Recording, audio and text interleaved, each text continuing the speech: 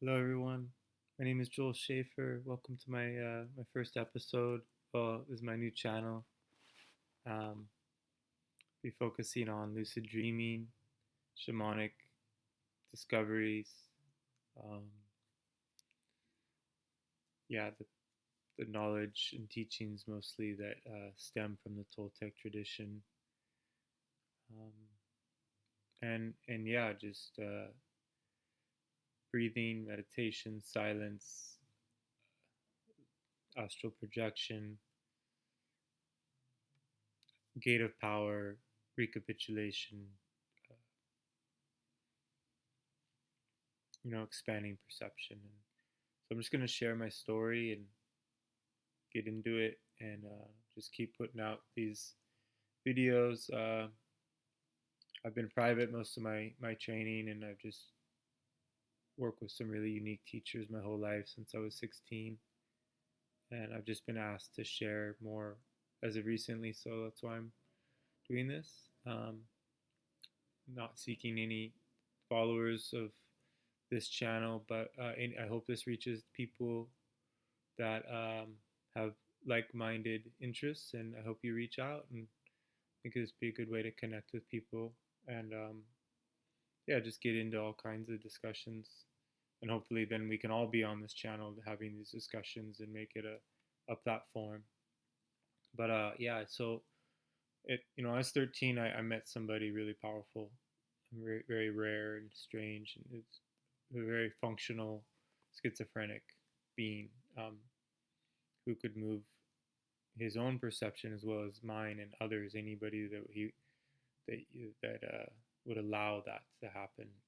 And most people would not. We all took a lot of psychedelics together, and he was always trying to get people to follow him where he could take us, just within his perception. And I was really one of the few people willing to. I don't know why it is that I was, but um,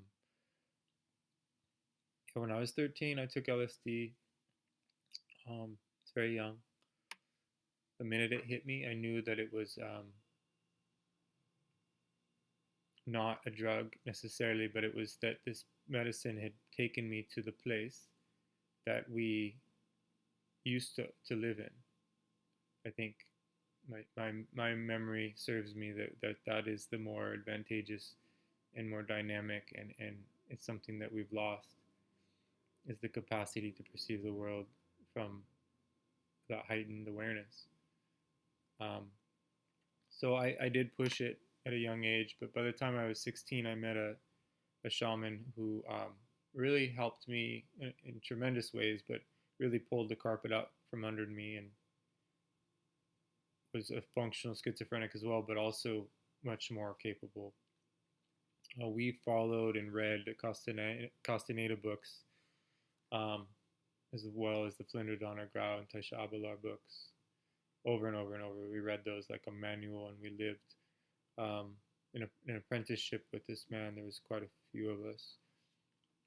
He was very physically fearless, so we were being constantly challenged to face our own physical fears. And in doing so, we reached some really powerful places where we were able to do things we wouldn't have been able without that pressure. And we did get to the place of what Toltecs call the place of no pity because of it. You have to. You put yourself in situations where you're about to die if you don't, and you rally your resources. And so for those of you that aren't familiar with the Castaneda books, it's a whole world of knowledge that you'll start to hear more and more reference to if you listen to my channel. But Carlos Castaneda was a student to a very powerful man in a long time ago that my elder also knew. He was a very well known shaman by the name of Juan Matus. Um, and my elder was also um, friends with some people that come from those books that Carlos Castaneda wrote about in his apprenticeship, other apprentices.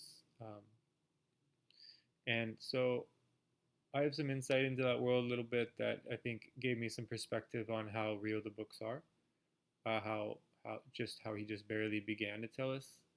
I mean, he gave us an incredible um, guide. It's a system of knowledge that's so profound. But it's just the beginning. Like it just unlocked a door that for those that have or the desire and the courage to pursue, it's just an incredible beginning to something that's that's been let in. That's no longer secret. It was very private for a long time, for thousands of years, as it had to be. And now we're in a real change where it got released, it became available, and everything's shifting because of that, or not because of it, but in alignment with that, because everything is happening to us, not or everything's happening for us, not to us, and and and so even when we feel like things are happening to us, they're happening for us to get us to re it's a lesson there to send us back home, to get us to go in a different direction. So they may be like the lessons are too hard. What's at stake is real, right? So if we were walking away from source, if we're walking away from God, thankfully there are lessons to come in to remind us and show us. And I know we get more and more mad, and the lessons get harder and harder because we don't receive them. But it's just actually a perfect system. It's set up that way to help us to become aware. And so as the universe expands, it seeks. We are its probes. We are the probes of the universe seeking a way, a new neural pathways. And those that do this work, there's a return on investment. So the energy that you receive throughout your day, when you're in service, when you're in balance and in harmony, is really dynamic energy. You're given the support that you need to continue and evolve with the work, and then you start to understand how to manage your energy because of that gnosis that comes in around that. So I spent years with this man. We were in the wilderness most of the time, but he was a wordsmith. He could move our perception even more than the first person I told you about. And this person was very capable of plotting and thinking ahead, and wasn't reckless like the first one, but he was reckless in another way. And I learned a ton. I learned I almost didn't make it through because I truly wasn't okay. I was this man was functionally schizophrenic, so I was learning shamanism from a very dangerous person. And then I went on after 6 years of training with that to learn from someone equally as dangerous. So how these were my contracts and all that, I used to, beat myself up or think that I did something out of balance. But now that the way the world's turning and I understand the training that I needed and why for the work that I'm here to do, and so I intuited that all along when I was in these groups. I knew basically that I was there for a reason. I knew there was imbalances. I knew I had to look kind of past those imbalances and almost pretend that I didn't see them just to even function. So there's some sort of strange things that our higher self will sometimes do when we're in an ignorant, unconscious place. And I could feel that line all the time. I always knew I was being taken to places that, were to undo something. And the truth is, I break up cults for a living now, basically, because every time I hook up with powerful groups, I can see where it's heading, and I tell people, and I kind of help people get out before it gets bad, and it just keeps happening wherever I go, because that's the archetype that everybody falls into, because there's just a pitfall of archetypes in this world, and the only way to get out of the archetypes is to become so sovereign that you no longer attach to anyone or anything. That sounds extreme, but it's available to have a connection with the Earth Mother so dynamic and so real, that you're no longer at odds with your aloneness. And the more time you're able to spend alone and do the practices that I'll be sharing, you're able to completely transform your life. It's very confronting to stop being social and all of that. And I'm not saying you shouldn't. For some people you need to go out and be social, and some people you need to go inward. It just depends on what where you're at with your the way you're projecting your own ego into your own story. So the ego is always going to hijack your gains. The stronger you evolve, the more powerful your ego gets, and it's constantly stalking you, and you're not stalking it. So it's gonna fucking win unless you figure out how to stalk your ego, and you need somebody for that. I mean, nobody stalks their own ego, right? So that's what happens is the teachers get to the place where they stop. They start becoming teachers instead of students, and you can't ever not be a student. You have to remain a student. It doesn't have to be it can change all the time. It doesn't necessarily have to be even people, but you got to figure out a way to humble yourself with a system that will put you in check. They'll help you come to terms with how unconscious you are, because just because you filled certain holes of your consciousness, so now that you're solid in certain areas, doesn't mean you figured them all out. And it's great that you can triple down on the parts that you're good at, but again, it's if you're triggered, if you have anxiety, if you have fears and things, there's no reason to hide them. Just be honest, be authentic, admit to them. That's how what moves people's perceptions. There's nothing like being in a group where somebody's just vulnerable and honest and dynamic. But at the same time, most groups that do that or offer that space, the person that's running it isn't as authentic as you think. And so this is just such a subtle thing, and you know, you have to be really careful with everything. So um, I live my life very differently than anyone I know. Um, I don't do anything I don't want to do. I don't practice discipline whatsoever, and yet people that would know me would say I'm the most disciplined person they know. But I've changed from disciplined to impeccable, right? So to be impeccable is to listen and to follow.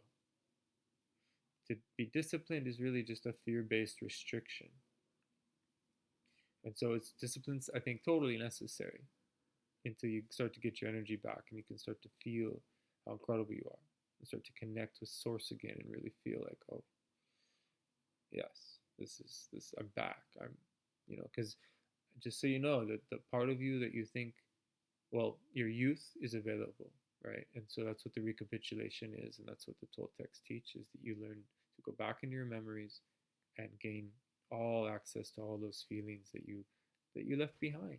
They were meant to come along. Um, I've had so many incredible things happen in my childhood that got me to this point that I am now truly um, experiencing uncomprehensible amounts of joy daily. Uh, my days are like months now. They're long because I've learned how to change my relationship with the linear.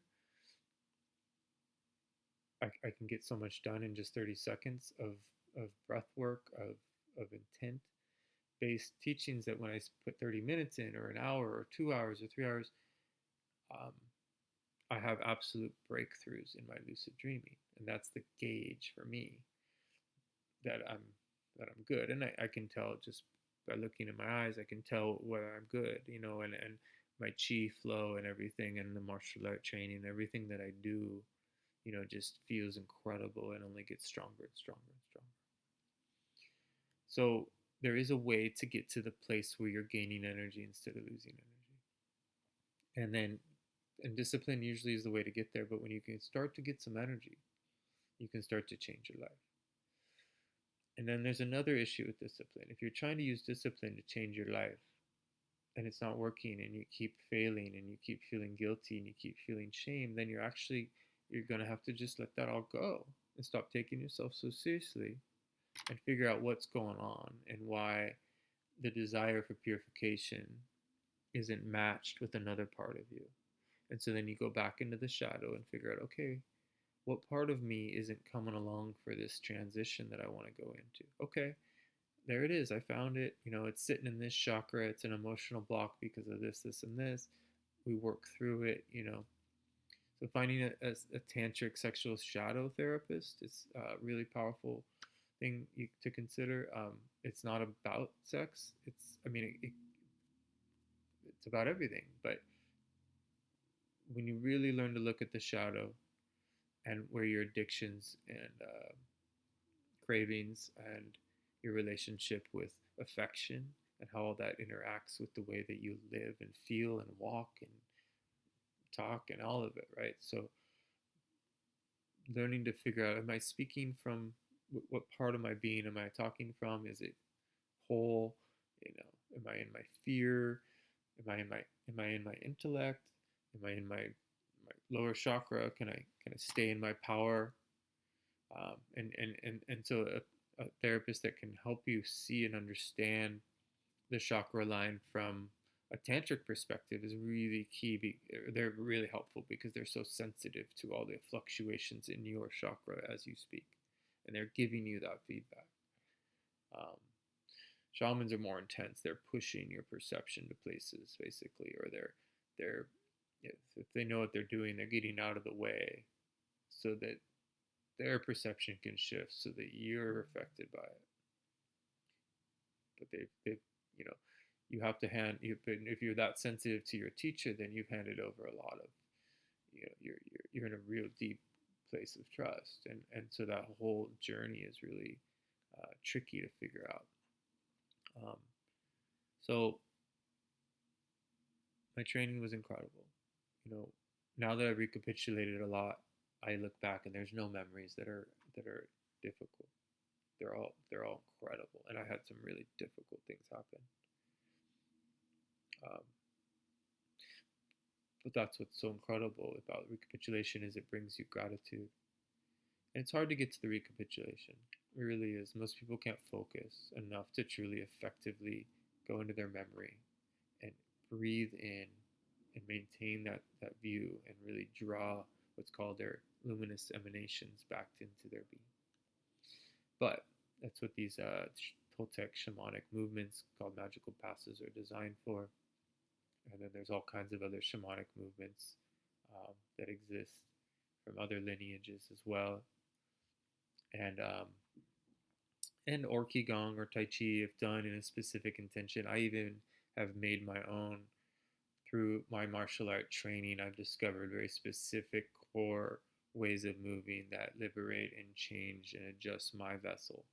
So I do all these crazy movements. They're strange. Some of them are really empowering. Some of them are very difficult to remember and which side to switch to and how you turn. And so you have to get out of your mind in order to really feel them, right? And most people just can't do that, to be honest. So it's worth pursuing. Same with martial arts. Like, it's really hard to learn how to truly do certain difficult kinds of martial arts. But if you keep showing up, um, these things become absolute breakthroughs if and when you're ready. But to force yourself to do things is creates repression. And I learned this through celibacy, and I've seen it in people, and it causes schizophrenia, especially in really powerful people. People that are trying to move beyond, they're like, oh, I'm done with sex. I'll never have sex again. And they go into this place of being celibate and they're saving everything, and it's all just, really intense. Well, that energy, because they never dealt with their sexual shadow, it does this strange thing. They force it into other parts of their being. And so this unconscious shadow stuff becomes really wicked and dangerous, and it shows up in their power. And I work with really powerful people. Okay, and so when a really powerful person is out of balance, it's truly not easy to be around, and not something you want to have to come to terms with, right? When this teacher you've trusted and this work you're doing, and it's changed your life and it's healed you, and you're seeing how out of balance they are. And then you're just realizing that although you are not as skilled as this being, your heart is not in the place that theirs is, and you have to just you have to be done. And then you had them on a pedestal, so to take them off that pedestal means that they're gonna crash, and then they realize, oh shit, they needed you. And it's the energy exchange that occurs in these relationships are really tricky. And so there's just a lot to take in there and consider, and therefore, if you're following somebody, you're on the wrong path, right? We're in a new time. There's no reason to be following anyone. that doesn't mean you shouldn't learn with them and learn from them, even if they're a shadow teacher for you. You never know. So let spirit tell you. Let God tell you. Let the universe guide you. You will hear the voices, or the voice of guidance. It shows up. It's your voice. It's the soft voice, right? So we have a hard voice and a soft voice. The hard voice says, fuck that, and I ain't fucking doing that. And the soft voice is like, soft voice usually doesn't get heard. It doesn't usually get to say anything, right? So the soft voice is the seer. The seer got cut off a long time ago. Every once in a while, it's receiving, or it's there, but it's pretty bitter. It wants to be heard. It wants to be in charge. That's its goal, or that's its role.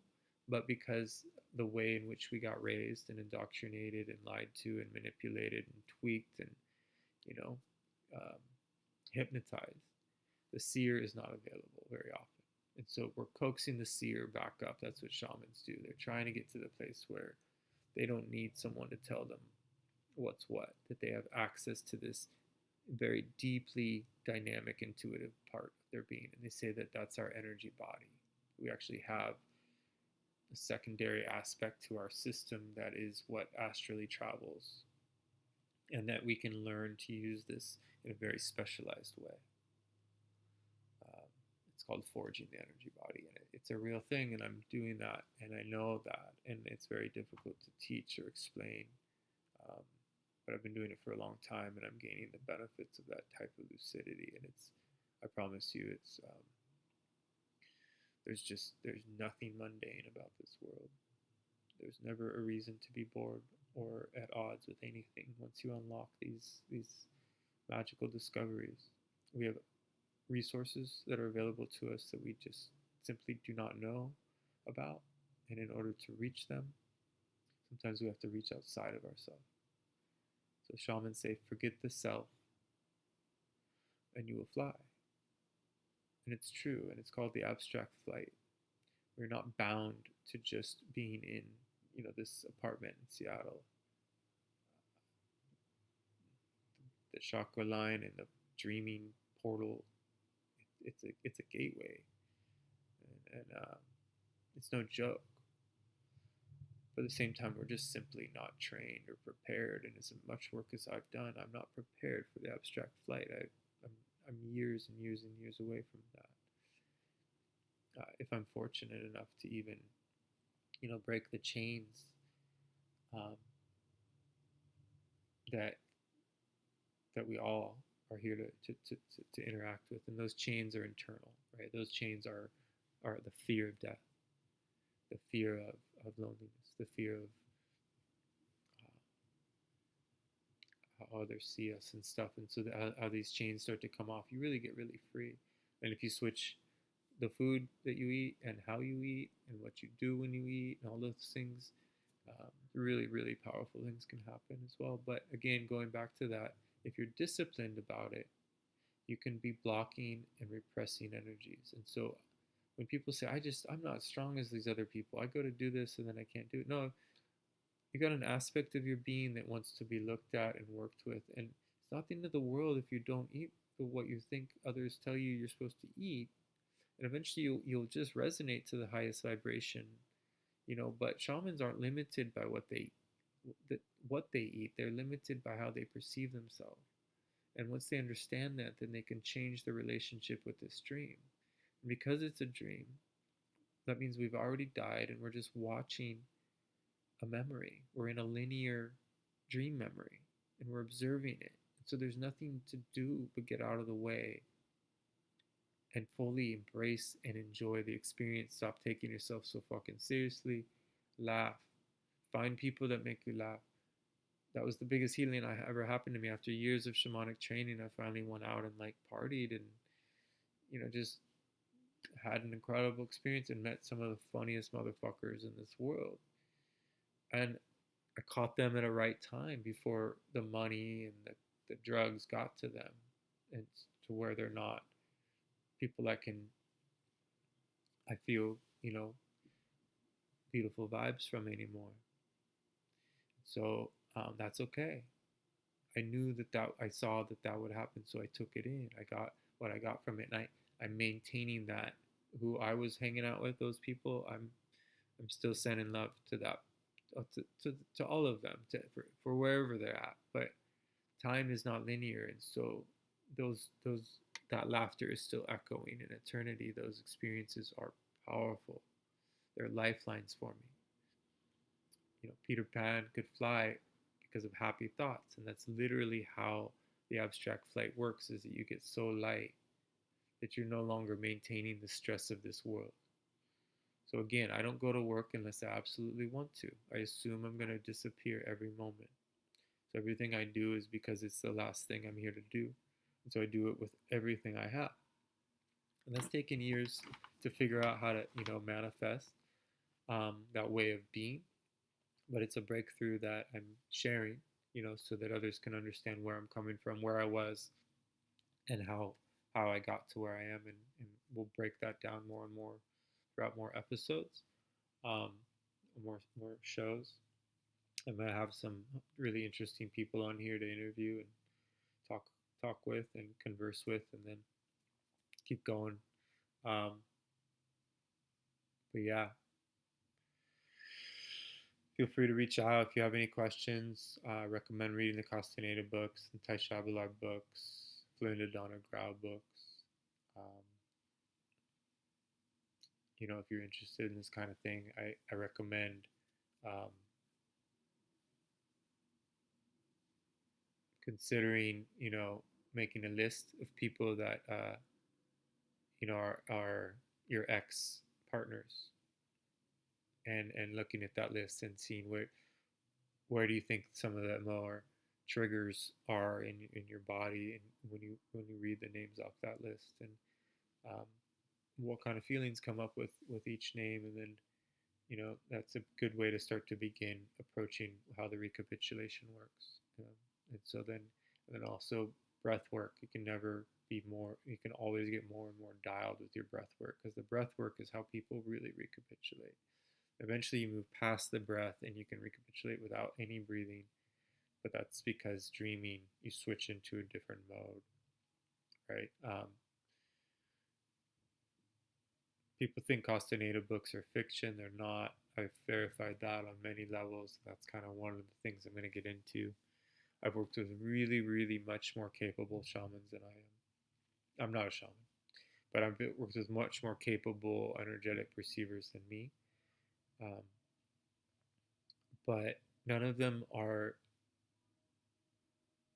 going the direction that I am with this information, and they're more of the, so they're basically like the difference between the turtle and the hare. Or the tortoise and the hare. I'm choosing the tortoise path. I've seen how dangerous it is to be the hare, and I've come to determine that the hare always loses and that the tortoise always wins. It's slow and steady and consistent. And with all of your being, you can't avoid the parts of you don't want to look at. You got to bring it all along, and that takes time. Yeah, and there's no right or wrong in this world, right? So I know that that's a way of talking, and we're in a syntax in which sort of a good and evil paradigm is playing out. But that is no reason to be at odds with anything at all, because this story is completely dynamic, and it's a miracle. And besides, why should we expect for things to be any better than they are? Uh, if you think about it, why why do we even exist? How fortunate are we to even exist? Now, that doesn't mean that we should accept what's happening right now, what kids are being taught, what what's about to happen. It cannot happen. Okay, the transhuman AI reality that a lot of you have let into your psyche, it, it it's not possible.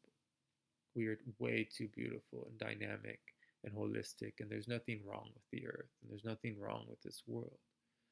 We've been lied to so completely by sorcerers. Yeah, there is sorcery is real, okay, and there are sorcerers. Sorcery is very active, in the realm of um, how this world is run. Right? There's very few people that run this world, that run this program, and they're very powerful. But that's okay. Of course they are. And forces rise to meet each other, and those forces are rising, and people are awakening, and that's what we needed. We needed this all to come out on the, you know, out on the playing field for all to see. Yeah, so it's gonna be hard for a lot of people to come to terms with how incredible this world is, how incredible and dynamic they are. Um, but we're gonna do this. We're gonna do incredible things, and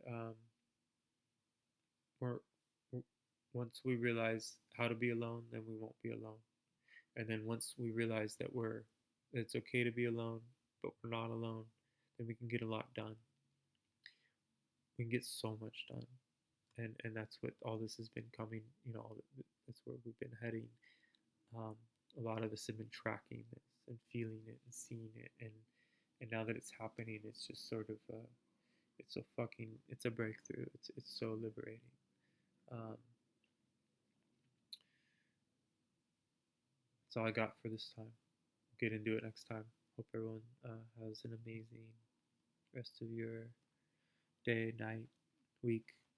All good. Take care.